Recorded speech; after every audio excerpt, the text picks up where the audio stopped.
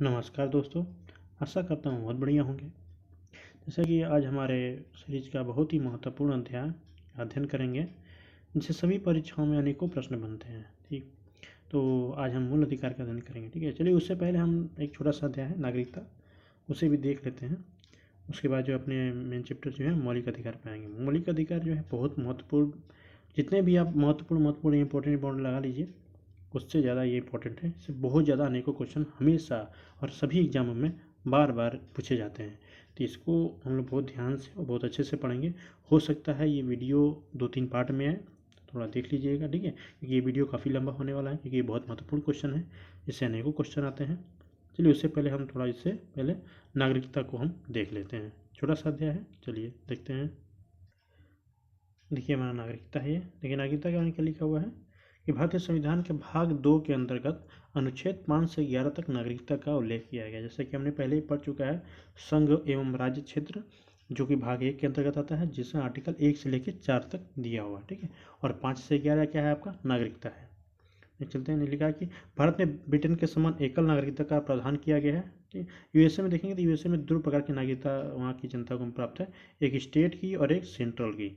USA की, और जो वहाँ पे यूएसए के 50 राज्य हैं, उन 50 राज्य की भी नागरिकता उन लोग को प्रदान की जाती है। जबकि भारत में सिर्फ एक नागरिकता है, वहाँ क्या है भारतीय। ठीक है, क्या लिखते हैं भारतीय में, भारतीय, बस एक ही नागरिकता है। और ब्रिटेन में भी क्या है, एक ही नागरिकता है। तो वहीं से क्या है, हमारा एकल नागरिकता लिया गया है। तो अनुच्छेद 11 के अंतर्गत संसद को नागरिकता के संसद में विधि बनाने की शक्ति दी गई है। आर्टिकल 11 में क्या है कि संसद नागरिकता से संबंधित कोई विधि बना सकती है। और संसद द्वारा भारतीय नागरिकता अधिनियम 1955 पारित किया गया था। और भारतीय नागरिकता, देखिए भारतीय नागरिकता क्या है, 5 प्रकार से प्राप्त की जा सकती है। क्या है, पहला जन्म से, वंश परंपरा से, पंजीकरण से, देशीकरण से या भूमि अर्जन के द्वारा। ये 5 प्रकार हैं जिसकी तरफ से भारत में नागरिकता प्राप्त की जा सकती है। जन्म से मतलब जो बच्चे जन्म से यहाँ पैदा हो गए हों, कि माता पिता भी यहीं के हों, वो भी जन्म यहीं पे लिए हों, तो वैसे। वंश परंपरा यानी कि माता पिता यहाँ के हों, और बाय द वे जैसे कि आप माता पिता यहाँ पे हो, कुछ समय के लिए चले गए हो विदेश विदेश, तो वहाँ पे आपकी जन्म हो गई हो किसी व्यक्ति का, तो वो भी क्या हो जाएगा आपका, ये भी नागरिकता मिल जाएगा। पंजीकरण है तीसरा, चौथा देशीकरण और भूमि के अर्जन द्वारा। भूमि खरीद कर भी आप यहाँ की नागरिकता प्राप्त कर सकते हैं। और भारत की नागरिकता लोप यानी खत्म होने के कौन कौन से हैं, कैसे खत्म हो सकता है आपकी नागरिकता। देखिए पहले लिखा हुआ है किसी अन्य देश की नागरिकता ग्रहण करने पर, और दूसरा है नागरिकता त्यागने पर, तथा सरकार द्वारा वंचित करने पर। ये 3 तरीके हैं कि जैसे ही आप किसी अन्य देश की नागरिकता आप लेते हैं तो ऑटोमेटिक आपका क्या होता है, भारत देश की नागरिकता आपकी खत्म हो जाएगी। ठीक है, और दूसरा क्या है आपका कि नागरिकता त्यागने पर, नागरिकता आप चाहें तो त्याग सकते हैं तो भी अपनी नागरिकता खत्म हो जाएगी, और सरकार अगर चाह दे तो अपनी नागरिकता खत्म हो सकती है। देखिए आर्टिकल 6 क्या कहता है कि पाकिस्तान में भारत को प्रव्रजन करने वाले कुछ व्यक्तियों के नागरिकता के अधिकार के बारे में उपबंध। और आर्टिकल 7 क्या कहता है कि पाकिस्तान को प्रव्रजन करने वाले कुछ व्यक्तियों की नागरिकता के अधिकार में उपबंध। यानी पाकिस्तान से जो आने वाले हैं, जो भारत में आए हैं, तो उनसे संबंधित किसे हैं, आर्टिकल 6 में है। और पाकिस्तान में जो भारतीय है जो पाकिस्तान चले गए हैं, उससे संबंधित नागरिकता का है अनुच्छेद 7 में है। अनुच्छेद 8 में देख लेते हैं। अनुच्छेद 8 में आपका भारत के रहने वाले भारतीय उद्भव के कुछ व्यक्तियों के नागरिकता के अधिकार के उपबंध, जो भारत के बाहर रहते हैं, जिनको हम, और वहाँ पे रहते हुए भारत की नागरिकता प्राप्त की हो तो उनके बारे में उपबंध है।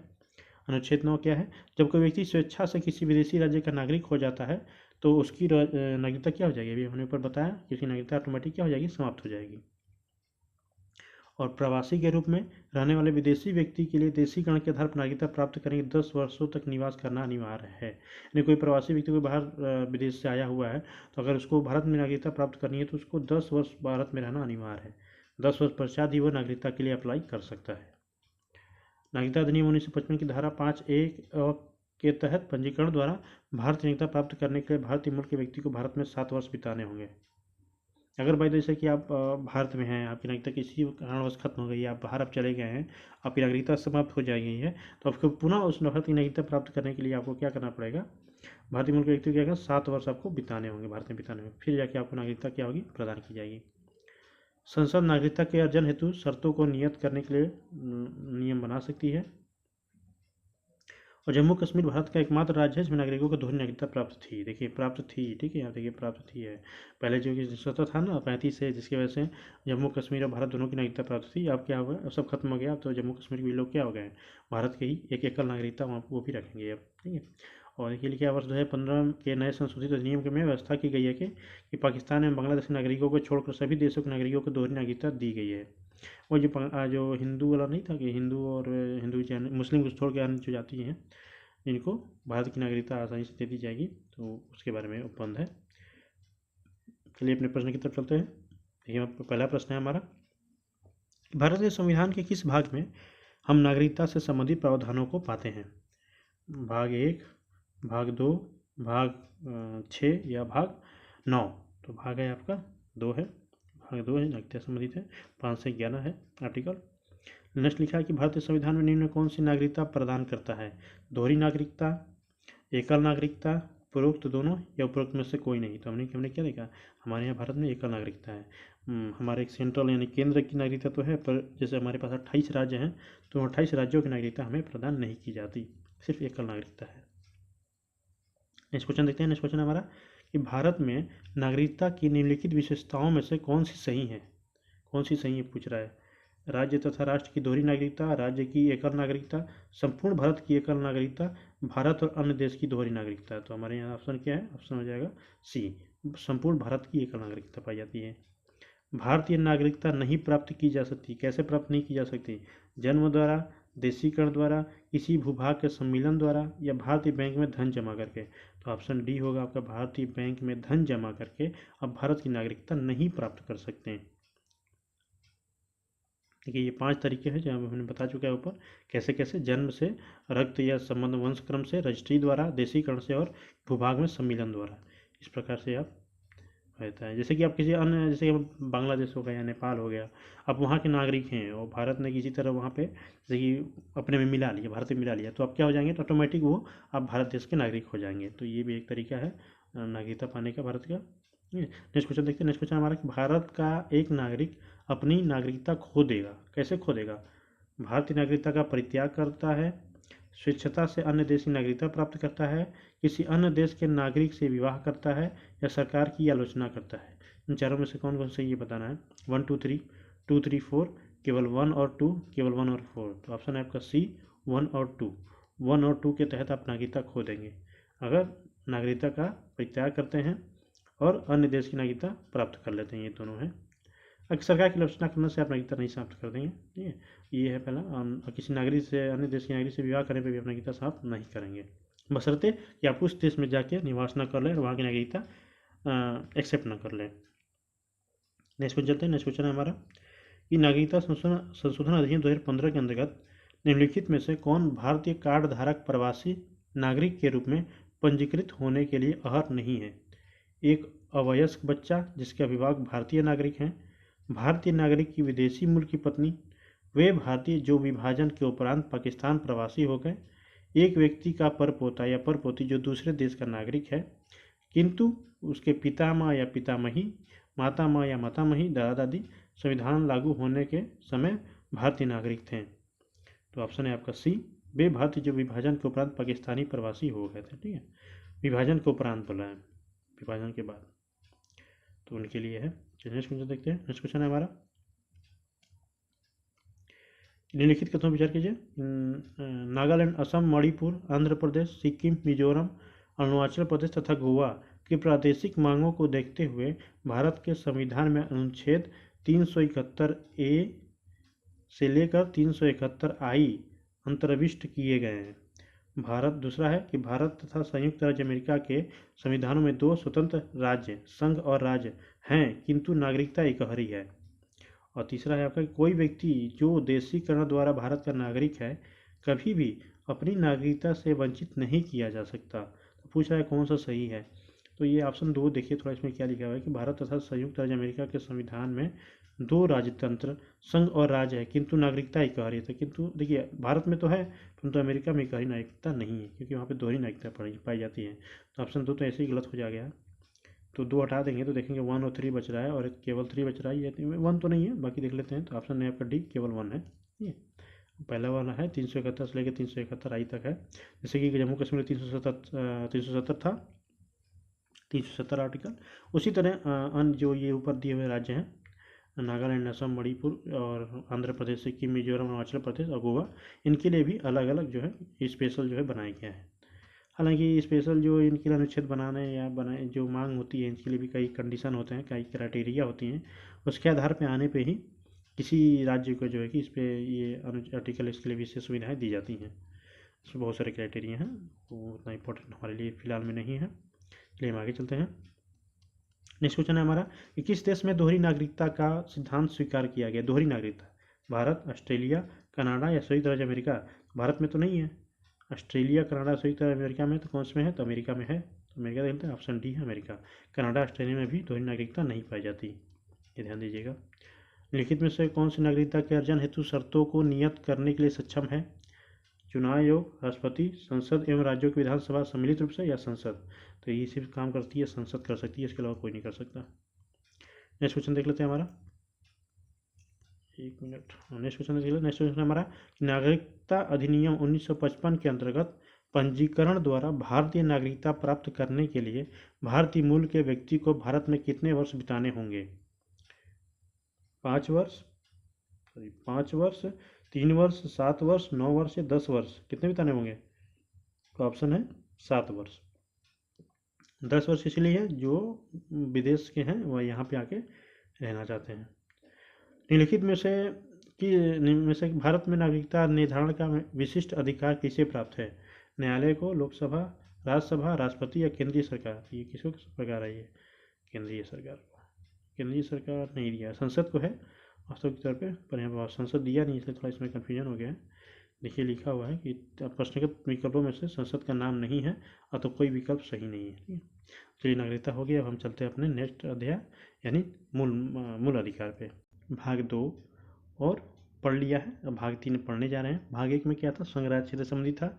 भाग 2 में नागरिकता संबंधित और भाग 3 में क्या आपका मौलिक अधिकार है। ठीक है, तो आगे चलिए पढ़ते हैं। देखिए एक दोस्तों, एक आपको ऊपर सूचना देना चाहता हूँ। एक हमारे मित्र हैं, उन्होंने एक शिकायत किया है कि मैं कुछ देर में बीच बीच में आपको देखेंगे तो ठीक है बोलता रहता हूँ लगातार, तो इससे उनको थोड़ी आपत्ति थी। तो मैं ये क्लियर कर दूँ कि मैं थोड़ा बच्चों को ऑफलाइन पढ़ाता हूँ और पढ़ाता आ रहा हूँ, तो उन्हें क्या है कि हर एक लाइन के बाद उनको मतलब उनको समझ में आया है वो टॉपिक या चैप्टर या जो भी हो, मतलब समझ में आया, लाइन समझ में आएगी नहीं, तो उनसे फीडबैक लेने की मुझे आदत हो गई है। तो हमेशा मैं उनसे फीडबैक लेना आता हूँ, मतलब ठीक है, हो गया है, समझ में आया, तो बच्चे कहते हैं हाँ, तो आगे बढ़ता हूँ, नहीं हो तो फिर से रिपीट करता हूँ। तो ये मेरी आदत है, तो इसलिए मैं आदत है तो थोड़ा इतनी जल्दी से छूटेगी नहीं। कोशिश करता हूँ कि थोड़ा इसको कम करूँ, सुधारने की कोशिश मैं लगातार कर रहा हूँ। तो अगर बार बार ऐसा हो तो मैं उसके लिए क्षमा चाहता हूँ। ठीक, तो तो ध्यान दीजिएगा थोड़ा, इसलिए मैं क्षमा चाहता हूँ। धीरे धीरे आदत सुधर जाएगी, थोड़ा आप लोग सह लीजिए। ठीक है, चलिए अपना चैप्टर शुरू करते हैं। लिखा है कि भारतीय संविधान के भाग 3 में अनुच्छेद 12 से 35 तक मूल अधिकारों का दिया गया है। और जो हमारा मूल अधिकार है वो किससे कहाँ से लिया गया है? तो अमेरिका के संविधान से लिया गया है। जैसे कि हम पहले ही बता चुके हैं कि जो मूल अधिकार जो होते हैं, अधिकार संबंधित कुछ भी होते हैं, विशेषताएं होती हैं, ये विशेषता होती है पूंजीपति राष्ट्र का। पूंजीपति राष्ट्र जैसे अमेरिका हो गया, यूएसए हो गया, कनाडा हो गया, तो इन सब राष्ट्र का अधिकार होते हैं। जो समाजवादी या साम्यवादी देश होते हैं, जैसे चाइना हो गया या फिर रसिया हो गया, तो ये सब देश क्या होते हैं? समाजवादी मतलब विचारधारा के हैं। तो ये जो समाजवादी विचारधारा के देश या राष्ट्र होंगे वो कर्तव्य पर ध्यान देते हैं, न कि अधिकार पर। ठीक है, तो हमें पहले ही बता चुका था। तो अब ध्यान रखिएगा कि अमेरिका संविधान में क्या है, जैसे कि कहीं भी अधिकार की बात हो, न्याय की बात हो या समानता की बात, ऐसा कुछ भी बात हो तो वो अमेरिका से लिया जाएगा, न कि रसिया या चाइना वाइना से। तो ये ध्यान रखिएगा। और चूँकि रसिया ही उस समय था जो लिखित संविधान था, सर्वप्रथम लिखित संविधान अमेरिका का ही है, तो वहीं से लिया गया था। अधिकतर चीज़ें हमने लिया था, जो अच्छी चीज़ें थी सब ले ली, कॉपी कर लिया था। चलिए नेक्स्ट देखते हैं। तो लिखा है कि मूल अधिकार राज्य के कठोर नियमों के खिलाफ नागरिकों की आज़ादी की सुरक्षा करते हैं। मूल अधिकार क्यों दिया गया है? ताकि राज्य ऐसे कोई नियम न बना सके जिससे व्यक्तियों को अपनी आज़ादी मतलब कि भंग हो, या उनको लगे कि हम थोड़ी बंदिशों में हैं या हमको दबा के रखा गया है। तो इसके लिए मूल अधिकार बनाया गया ताकि कोई भी राज्य ऐसा कोई नियम कानून न बना सके। और क्या बनाया गया? संविधान ने क्या किया है कि जनता की चहुमुखी विकास के लिए मूल अधिकार क्या है? गारंटी है। ठीक है, कि मूल अधिकार रहेगा तब चहुमुखी विकास आपकी हो सकेगी। चहुमुखी विकास का तात्पर्य ये हो गया कि जैसे कि बौद्धिक विकास, नैतिक विकास, राजनीतिक विकास, जैसे चाहें वैसे आपकी स्वेच्छा, आप जैसे चाहें वैसे ज़िंदगी जीजिए जिए। ये हमारा संविधान ने कहा है और आप जैसे चाहें वैसे अपने आप को विकसित बना सकते हैं। ठीक है, बस इतना रखिए कि आप कोई ऐसा काम नहीं कर सकते जिसके दूसरे का मूल अधिकार उल्लंघन हो। अपने जैसे कि अपने मूल अधिकारों का पाते पाते पैसा ना हो कि दूसरे का मूल अधिकार का उल्लंघन होने लगे, तब ये आपका अधिकार जो है नहीं, मूल अधिकार नहीं माना जाएगा। उतना ही माना जाएगा जब तक आपके दूसरे को हानि न हो किसी प्रकार की। ठीक, नेक्स्ट देखते हैं। तो लिखा है कि मूल रूप से मूल रूप से संविधान जब बना था तो उसमें क्या थे 7 मूल अधिकार थे। ठीक है, कौन कौन से थे देख लेते हैं। तो लिखा है समता का अधिकार 14 से 18, स्वतंत्रता का अधिकार 19 से 22, शोषण के विरुद्ध अधिकार 23 और 24, धर्म की स्वतंत्रता का अधिकार 25 से 28, और संस्कृति और शिक्षा संबंधी अधिकार अनुच्छेद 29 और 30, और संपत्ति का अधिकार कितना था, अनुच्छेद 31 था। और 7वां क्या है, संवैधानिक उपचारों का अधिकार, अनुच्छेद 32। देखिए ये यहाँ पे ये होता है कि संपत्ति का अधिकार जो अनुच्छेद 31 को क्या है, इसको यहाँ से मूल अधिकार से हटाकर 44वें संविधान संशोधन द्वारा 1978 द्वारा मूल अधिकार की सूची से हटाकर भाग 12 में अनुच्छेद 300 क के अंतर्गत रख दिया गया, कानूनी अधिकार बना दिया गया है। क्या बना दिया गया है, कानूनी अधिकार बना दिया गया है। तो वर्तमान में देखेंगे तो वर्तमान में फिलहाल में कितने हैं, 6 मूल अधिकारी हैं। संपत्ति का अधिकार जो था उसको हटा दिया गया है। नहीं चलते हैं तो मूल अधिकार की विशेषता को देख लेते हैं। मूल अधिकार की विशेषता बहुत जरूरी है कि विशेषता क्या क्या मूल अधिकारों की, क्यों है, क्यों बनाया गया है, कैसे के बनाया गया, तो ये देख लेते हैं। तो लिखा कि ये इनमें से कुछ अनुच्छेद नागरिकों के लिए उपलब्ध है। विशेषता है इसकी कि कुछ मूल अधिकारों में क्या है कि कुछ मूल अधिकार जो है सिर्फ भारतीय नागरिकों को प्राप्त है, तो कुछ सभी व्यक्तियों को, चाहे वो विदेशी हो या फिर विदेशी नागरिक हो या कोई घूमने आया हो या कानूनी व्यक्ति मतलब क्या हुआ, जैसे कोई परिषद हो गया या कोई संस्था हो गई या कोई कंपनी हो, तो उनके लिए भी मूल अधिकार बने हुए हैं। कुछ हैं, सभी नहीं है। सभी तो सभी के लिए नहीं है, उन पर सभी पे देखिए लिखा हुआ है कि कोई भी मूल अधिकार का सीमित नहीं है, लेकिन वाद योग्य है, राज्य उन पर युक्त प्रतिबंध लगा सकता है। ठीक है, वाद योग्य है मतलब क्या हुआ कि मूल अधिकार जो है अनलिमिटेड नहीं है, आपको असीमित नहीं दिया गया कि आप जो चाहें सो करते रहें, राज्य कभी कुछ बोलेगा ही नहीं, ऐसा नहीं है। वहाँ पे भी है कि असीमित नहीं है, सीमित है, उसका सीमा है। आप कुछ भी करने की उसकी सीमा हो बनाई गई है, आप उस सीमा के अंतर्गत ही अपने अधिकारों का लाभ उठा सकते हैं। और वाद योग्य का मतलब ये हो गया, वाद योग्य मतलब क्या हो गया कि वादा करता है, आप चाहें तो आप अब जैसे आपके मूल अधिकारों का उल्लंघन होता है तो आप किसी भी न्यायालय में जा सकते हैं। आप चाहे तो डायरेक्ट सुप्रीम कोर्ट में भी जा सकते हैं, पर आपके पास ऑप्शन है कि आप हाई कोर्ट में भी जा सकते हैं। ठीक, आगे देखेंगे किस आर्टिकल के तहत जाते हैं हम लोग, हाई कोर्ट या सुप्रीम कोर्ट, आगे देखेंगे। लिखा है कि जो मूल अधिकार होते हैं वो कुछ नकारात्मक प्रकृति के होते हैं तो कुछ सकारात्मक विशेषताओं वाले होते हैं। जैसे नकारात्मक प्रवृत्ति की क्या होती है, नकारात्मक प्रवृत्ति होती है कि राज्यों के ऊपर प्रतिबंध लगाता है कि आप ऐसे कोई कानून नहीं बनाइए जिससे जनता को या आम जनमानस को क्या हो, असुविधा हो। और सकारात्मक प्रवृत्ति क्या है, जनता के लिए है कि जनता जो जहाँ सो कर सकती है, राज्य उसके मतलब कि जो से क्या अपनी इच्छा मतलब अपनी फ्रीडम अपनी एंजॉय कर सकती है, ये कहने का मतलब है। नेक्स्ट लिखा है कि न्यायोचित है, मूल अधिकार क्या है, न्यायोचित है। न्यायोचित मतलब क्या है, इसका न्याय हो सकता है। जैसे हमने क्या पढ़ा था, प्रस्तावना उद्देशिका में कहते हैं वो न्यायोचित नहीं था, और इसमें क्या है, मूल अधिकार क्या न्यायोचित है। इसका उल्लंघन होने पर हम क्या कर सकते हैं कि उच्चतम न्यायालय जा सकते हैं, और उच्चतम न्यायालय क्या करेगा, हमारे मूल अधिकारों की सुरक्षा करेगा। ठीक है, सीधे सुप्रीम कोर्ट जा सकता है। और मूल अधिकारों का जो है कि संरक्षण का दायित्व किसके पास है, न्यायपालिका के पास है। यानी मूल अधिकारों से संबंधित कुछ भी समस्या कुछ भी होगा तो आप किसके पास जाएंगे, डायरेक्ट न्यायालय के पास जाएंगे, न्यायपालिका के पास जाएंगे। कहाँ, कौन सा न्यायालय, हाई कोर्ट या सुप्रीम कोर्ट। नेक्स्ट है, यह स्थायी नहीं है, मतलब इसमें स्थायी नहीं मतलब ऐसा नहीं कि एक बार बन गया मूल अधिकार तो होगा परमानेंट रहेगा ही रही नहीं, कोई जरूरी नहीं है। इसमें संसद चाहे तो कटौती कर सकती है, कमी या कटौती कुछ भी कर सकती है, चाहे तो इसको बढ़ा भी सकती है। पर ये क्या किसके तहत होगा, संविधान संशोधन अधिनियम 368 आर्टिकल 368 के तहत ही इसमें संशोधन करना पड़ेगा। ऐसे नॉर्मली चाहे तो सरकार नहीं कर सकती। ठीक है, और वो भी सरकार करेगी भी तो संविधान के मूल ढांचे को प्रभावित किए बिना। ठीक है, ये बहुत इंपॉर्टेंट है, मूल ढांचा की जो संकल्पना है ना, ये बहुत अच्छा चीज़ है। और नेक्स्ट देखते हैं कि राष्ट्रपति आपातकाल के समय क्या करता है, राष्ट्रीय आपातकाल के समय अनुच्छेद 20 और अनुच्छेद 21 को छोड़कर मूल अधिकारों को निलंबित किया जा सकता है। अनुच्छेद 20 और अनुच्छेद 21 क्या है आपका, अनुच्छेद 20 है आपका कि अपराधों के लिए दोष सिद्धि के संबंध में संरक्षण, और 21 क्या है, प्राण एवं दैहिक स्वतंत्रता। ये इन दोनों को छोड़ के ना बाकी सारे मूल अधिकार राष्ट्रीय आपातकाल में निलंबित हो सकते हैं। अनुच्छेद 19 में उल्लिखित मूल अधिकार, अनुच्छेद 19 में कितने हैं, कुल मिला के 6 हैं लगभग, आगे देखेंगे पढ़ेंगे क्या कौन कौन से हैं। तो अनुच्छेद 19 में क्या लिखा हुआ है कि मूल अधिकारों को तब स्थगित किया जा सकता है जब युद्ध या विदेशी आक्रमण के आधार पर राष्ट्रीय आपातकाल की घोषणा हो। जब बाहरी कोई देश के साथ हमारा युद्ध होने लगे भारत का, तो उसको हम लोग क्या कर निलंबन, आर्टिकल 19 को निलंबन कर सकते हैं। परंतु अगर सशस्त्र विद्रोह हो या आंतरिक आपातकाल है, जैसे कि अंदर ही कोई राज्य की जनता या कोई जनता अपने में ही मतलब करने लगे, सरकार के विरोध का विद्रोह कर दे, तब वहाँ पे जो है आपका आर्टिकल 19 का उल्लंघन नहीं, वहाँ पे नहीं किया जा सकता, आर्टिकल 19 को निलंबित नहीं किया जा सकता। देख लेते हैं, अब देख लेते हैं, अब आर्टिकल शुरू करते हैं अपना, ठीक है, इतना तो देख लीजिए, विशेषताएं देख लीजिए, अब चलते हैं आर्टिकल पे।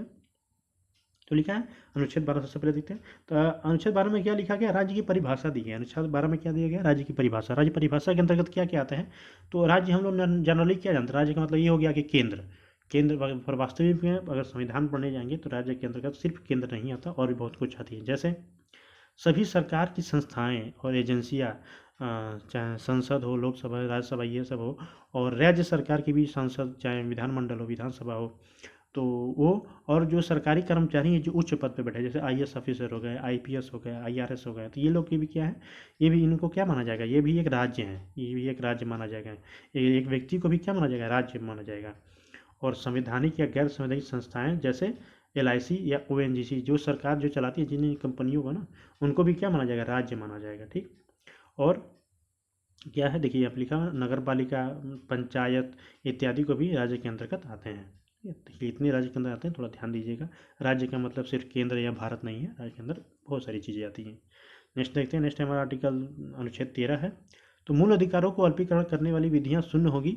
अर्थात अर्थात मतलब क्या है कि सरकार ऐसा कोई नियम या कानून या ऐसा कुछ नहीं बना सकती जो नागरिकों के मूल अधिकारों का हनन करता हो। सरकार ऐसी कोई भी नहीं बना सकती। किसमें लिखा है, ये आर्टिकल 13 में लिखा हुआ है। आर्टिकल 14 के अब चलते हैं आर्टिकल 14 पे। आर्टिकल जैसे जानते हैं कि आर्टिकल 14 से 18 क्या है, समता का अधिकार है, समानता का अधिकार है।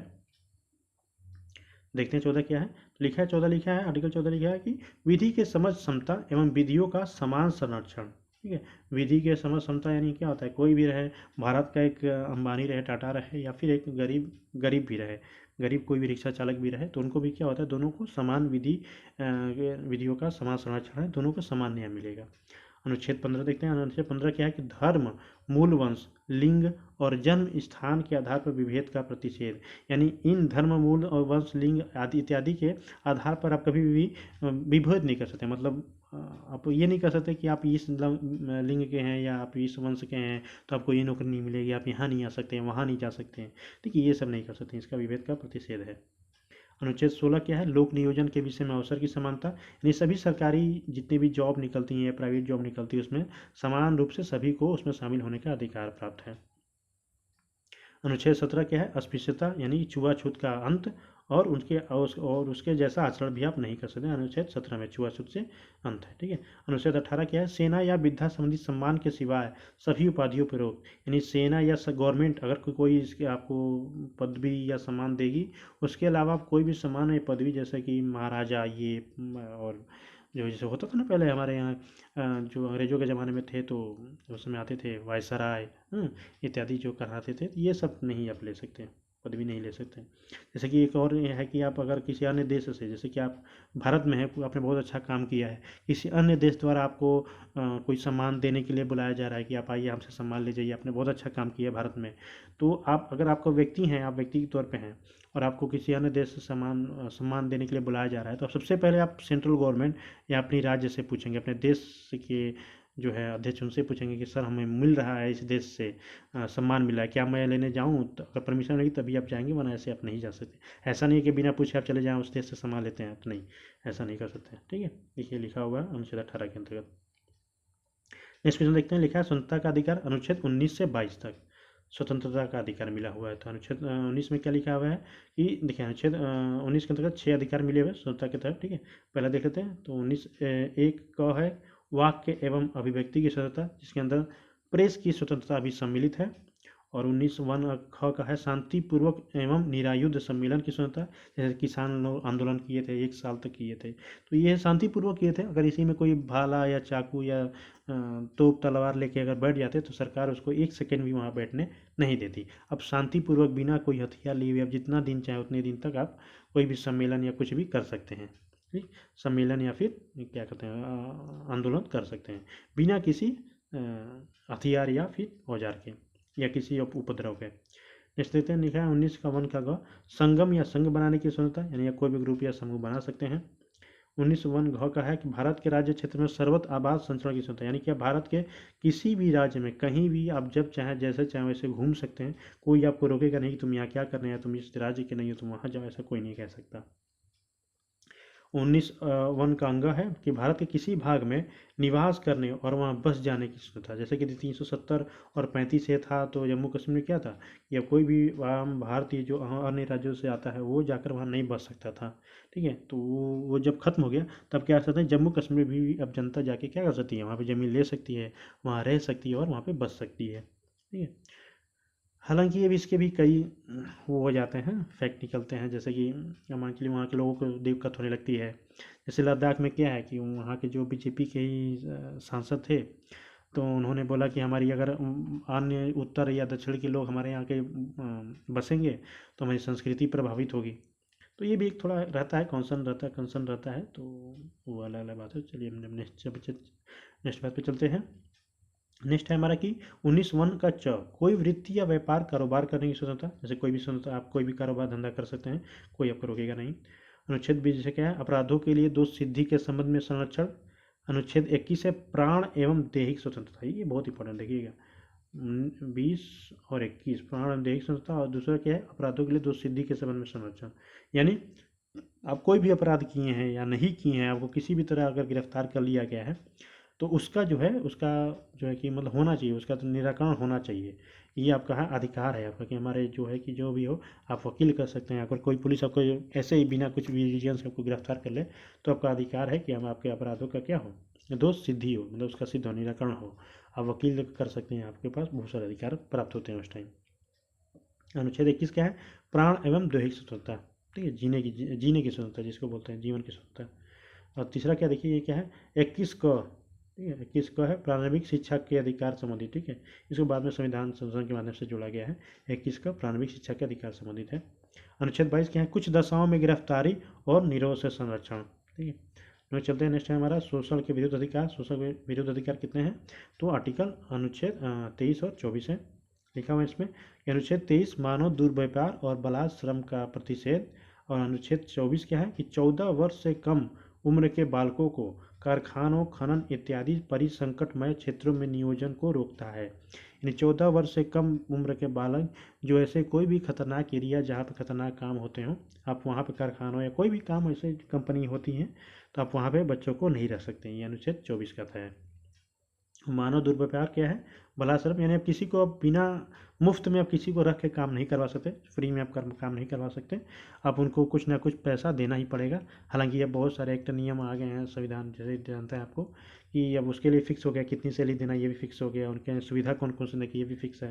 तो ऐसे ऐसे हमें समय समय पर नियम कानून बनते रहते हैं ताकि लोगों का क्या हो सके, मतलब कि लोगों का दुर्व्यवहार ना हो सके, लोगों का मिसयूज ना किया जा सके, गरीब लोगों का।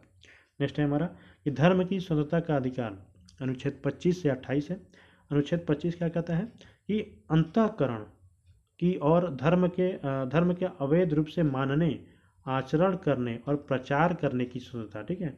आप अपने धर्म को मानिए, अच्छे से मानिए, उसका धर्म का प्रचार करिए, ठीक है, आप उसका चाहे प्रसार करिए। तो ये है कि आपका ये आर्टिकल 25 के तहत आपको अधिकार प्राप्त है। अनुच्छेद 26 क्या कहता है कि धार्मिक कार्यों के प्रबंधन की स्वतंत्रता, अब जैसे चाहे वैसे करिए, आपको सर नीचे करना है, पैर ऊपर करके पूजा करना है, वैसे करिए, सरकार आपको नहीं रोकने आएगी। अनुच्छेद 27 क्या कहता है, किसी धर्म की अभिवृद्धि के लिए करों के समुदाय के बारे में स्वतंत्रता, यानी कि आप कोई अगर कोई सांस्कृतिक या धार्मिक कार्य करते हैं तो उनमें कर से संबंधित जो है उसकी है 27 में है। अनुच्छेद 28 क्या कहता है, कुछ शिक्षा संस्थानों में धार्मिक शिक्षा या धार्मिक उपासना में उपस्थित होने के बारे में स्वतंत्रता, जैसे कि अभी भी जाएंगे तो हमारे यहाँ बहुत सारे अभी भी देखेंगे स्कूल्स होते हैं, तो उसमें ऐसी प्रार्थना होती है, संस्कृत श्लोक होते हैं, या जनगण मन भी जो होता है, सारी संस्कृत श्लोक। तो बहुत से मुस्लिम हमारे मित्र होते हैं जो कि नहीं उन लोग हाथ जोड़ते हैं, वो लोग ऐसे ही ऐसे हाथ मोड़ के भी खड़े रहते हैं। तो अपनी स्वतंत्रता है, वो चाहे तो हाथ जोड़े या नहीं जोड़े, ये आर्टिकल 28 के तहत उनकी फ्रीडम है, वो आज़ादी है उनको। तो ऐसा होता है। जैसे संस्कृति और शिक्षा संबंधी अधिकार अनुच्छेद 29 और 30 होते हैं। कौन से हैं? लिखा अनुच्छेद 29 में क्या है कि अल्पसंख्यकों की भाषा, लिपि और संस्कृति की सुरक्षा। अल्पसंख्यक सभी को पता है कौन कौन होते हैं। और अनुच्छेद 20-30 क्या कहता है? शिक्षा संस्थानों की स्थापना और प्रशासन करने का अल्पसंख्यक वर्गों का अधिकार, यानी कि वो मुस्लिम हो, सिख हो, ठीक है, इत्यादि जो भी अल्पसंख्यक हो, क्रिश्चियन हो, इन लोगों क्या है कि अपना चाहें तो अपना खुद का संस्थान का स्थापना कर सकते हैं, और उनका प्रशासन, ये सारी जिम्मेदारी अपना खुद कर सकते हैं। उस पर सरकार का हस्तक्षेप कोई नहीं होगा। आप चाहें तो उस पर आप अपना खुद का संस्था बनाइए, अपने नाम से बनाइए, आप खुद प्रशासन करिए और अपने लोगों को ही वही शिक्षा पढ़ाइए। इतनी भारत में आज़ादी है कि आप जो चाहें सो करिए संस्थान में, आपको कोई बोलने नहीं आएगा, ठीक है। बस ऐसा ना हो कि आप देशद्रोह वाला कोई काम करने लगे, तब तो ये गलत हो जाएगा, गड़बड़ हो जाएगा। देशद्रोह संबंधित कोई मत काम करिए, बाकी अपने धर्म का प्रचार करिए, अच्छों को बच्चों को पढ़ाइए, शिक्षा दीजिए, धार्मिक शिक्षा दीजिए, किसी को कोई आपत्ति नहीं होगी। नेक्स्ट देखते हैं। नेक्स्ट है हमारा कि संवैधानिक उपचारों का अधिकार किसमें लिखा है? आर्टिकल 32 में है। तो इसमें क्या लिखा हुआ है कि मूल अधिकारों के न्यायिक संरक्षण या उन्हें परिवर्तित करने के लिए उच्चतम न्यायालय जाने का अधिकार है। यानी मूल अधिकार कोई उल्लंघन होता है तो आप डायरेक्ट कहाँ जा सकते हैं? वही है, आर्टिकल 32 कहता है कि आप जा सकते हैं सीधे सुप्रीम कोर्ट या हाई कोर्ट। तो सुप्रीम कोर्ट जाना है तो आपको आर्टिकल 32 के तहत जाएंगे, और अगर हाई कोर्ट जाना है तो आर्टिकल 226 के तहत आप जाएंगे, अपने मूल अधिकारों का चलेंगे, ठीक है। 226 के तहत हाई कोर्ट को यह शक्ति प्रदान की गई है कि आप जनता के या नागरिक के मूल अधिकारों का संरक्षण करें। नेक्स्ट देखते हैं। लिखा है कि देखिए सर्वोच्च तथा उच्च न्यायालयों के, देखिए सर्वोच्च न्यायालय जो है या उच्च न्यायालय है, वो कई प्रकार के हित जारी करते हैं मूल अधिकारों की संरक्षण के लिए। तो उनको देख लेते हैं, क्योंकि पूछ देता है कभी कभी, थोड़ा ध्यान दीजिएगा किसके बारे में क्या क्या है, तो डेफिनेशन का कभी कभी पूछ देता है। तो पहला है कि बंदी प्रत्यक्षीकरण या हेबियस कॉर्पस, क्या है इसके द्वारा? तो इसके द्वारा क्या है, न्यायालय किसी गिरफ्तार व्यक्ति को न्यायालय के सामने प्रस्तुत करने का आदेश देता है, ठीक है। यदि गिरफ्तारी का तरीका या कारण गैर कानूनी या असंतोषजनक हो तो न्यायालय बंदी को क्या करेगा? छोड़ने को बोलेगा। अगर गलत तरीके से किसी को गिरफ्तार किया गया है तो न्यायालय तुरंत उसको आदेश देगा कि तुम इसको छोड़ दो, जिसको भी तुमने पकड़ा है। दूसरा क्या है? परमादेश या मैंडमस, इसको इंग्लिश में बोलते हैं। यह आदेश तक जारी किया जाता है जब न्यायालय को लगता है कि कोई सार्वजनिक पदाधिकारी, क्या बोला है, कोई सार्वजनिक पदाधिकारी अपने कानूनी और संवैधानिक दायित्वों का पालन नहीं कर रहा है और इससे किसी व्यक्ति का मौलिक अधिकार प्रभावित हो रहा हो। नेक्स्ट है आपका निषेध या प्रोहिबिजन।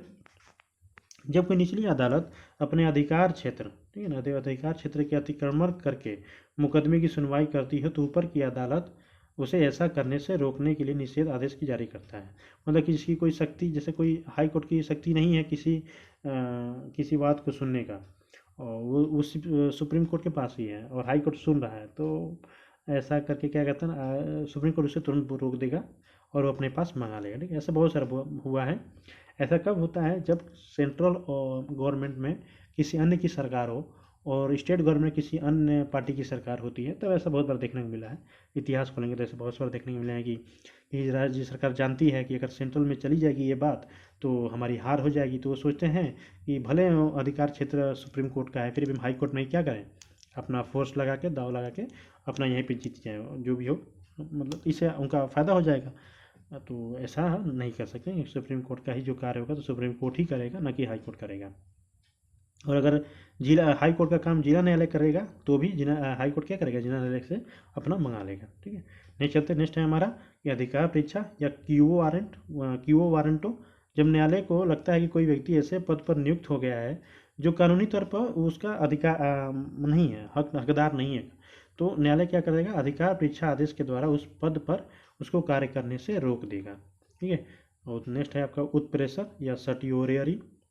जब कोई निचली अदालत या सरकारी अधिकारी बिना अधिकार के कोई कार्य करता है तो न्यायालय उसके समक्ष विचाराधीन मामले को उससे लेकर उत्प्रेषण द्वारा उसके ऊपर की अदालत या अधिकारी को सौंप देता है, ठीक है।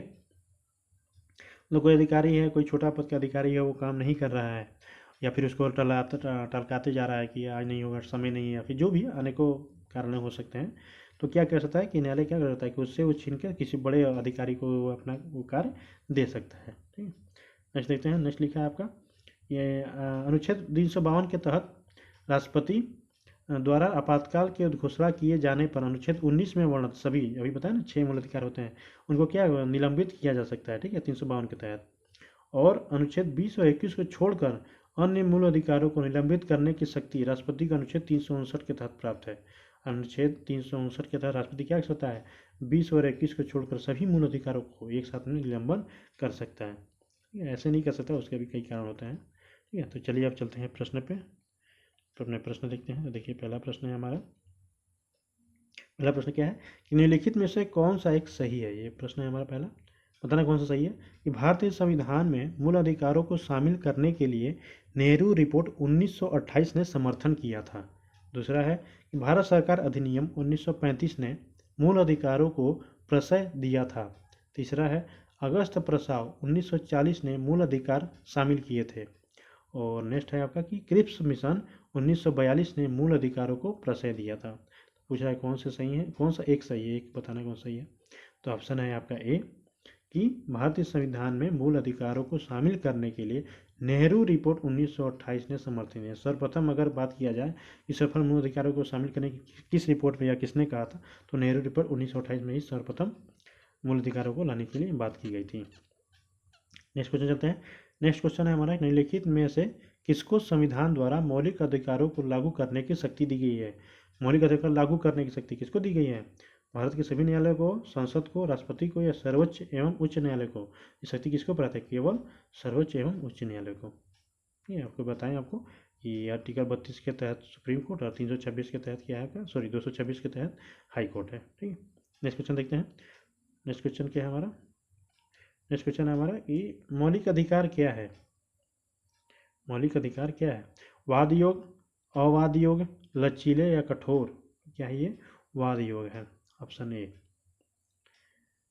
नेक्स्ट देखते हैं। नेक्स्ट है हमारा कि अधिकारों के मूल अधिकार क्यों कहा जाता है, क्योंकि मूल अधिकार क्यों कहा जाता है अधिकारों को। लिखा है कि यह संविधान में उल्लिखित होता है, यह प्रजातांत्रिक होता है, यह लोक कल्याणकारी होता है, यह व्यक्तित्व विकास के लिए आवश्यक होता है, या नेक्स्ट है आपका कि संसद इसके विरुद्ध कानून नहीं बना सकती। तो ऑप्शन क्या है, कौन कौन से सही है ये बताना है। 1 2 3 1 3 5 1 4 5 1 2 3 5 या उपयुक्त में से कोई नहीं। तो ऑप्शन है आपका सी 1 4 5, यानी यह संविधान में उल्लिखित होता है और क्या है, यह व्यक्तित्व विकास के लिए आवश्यक होता है और संसद इसके विरुद्ध कानून नहीं बना सकती। यह है तीनों। ठीक है, नेक्स्ट क्वेश्चन चलते हैं। कितना बहुत लंबा इसका, बहुत अच्छा समझा, इसमें बहुत अच्छा समझाता है ना थोड़ा इसमें, परंतु आपको इसको इतना पढ़ने की आवश्यकता नहीं है क्योंकि ऑलरेडी मैंने इसमें से जितनी भी जरूरी चीज़ें हैं मैंने इसके पहले ही उसका नोट्स, हमने टॉपिक वाइज नोट बना लिया था उसका। आपको इसमें इतना पढ़ने की आवश्यकता नहीं पड़ेगी, बाकी जो है आपको समझा ही देता हूँ मैं। नेक्स्ट क्वेश्चन देखते हैं। नेक्स्ट क्वेश्चन हमारा कि मौलिक अधिकार कभी भी निलंबित नहीं किए जा सकते हैं, प्रधानमंत्री के निर्देशों से निलंबित हो सकते हैं। और नेक्स्ट क्या है कि राष्ट्रपति की इच्छा पर निलंबित हो सकते हैं या आपातकालीन स्थिति में निलंबित हो सकते हैं। ऑप्शन क्या है आपका डी। ठीक है, आपातकालीन स्थिति में निलंबित किए जा सकते हैं।